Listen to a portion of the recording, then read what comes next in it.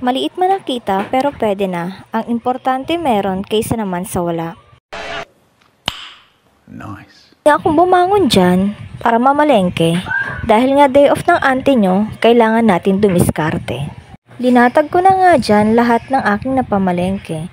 Bumili nga ako ng mix na gulay dyan na halagang 80 pesos at 20 pesos naman na tumpok ng carrots. Mulan ko na nga pag-iwalay-hiwalayin yung nabili naming lumpiang wrapper.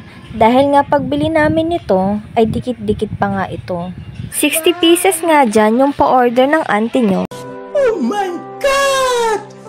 Wow! Kaya nga dali-dali na niya itong gagawin. Sinimulan ko na ngang balatan yung nabili kong carrots. At pagtapos ko ngang balatan ay hiniwa ko nga ito ng pahaba. Napakasarap naman talaga sa pakiramdam na kahit day off mo ay kumikita ka. Sinimulan ko na ngang hugasan dyan yung nabili naming 4 na balot ng toge.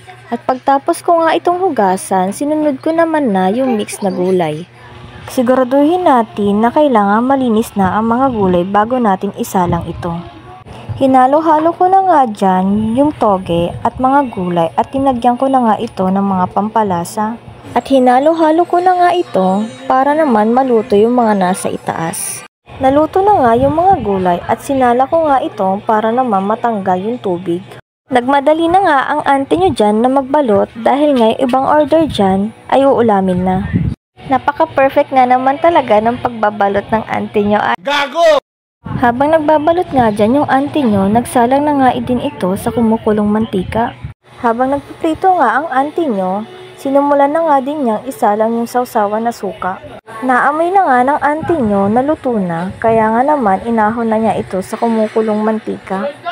Tip lang mga auntie, malalaman yung luto na ang lumpiang toge pag alam nyo na golden brown na ito. Pagtapos ko ngang lutuin yung lumpiang toge, ready for delivery na nga ang auntie nyo. Ayun lang, thank you for watching mga ka-auntie.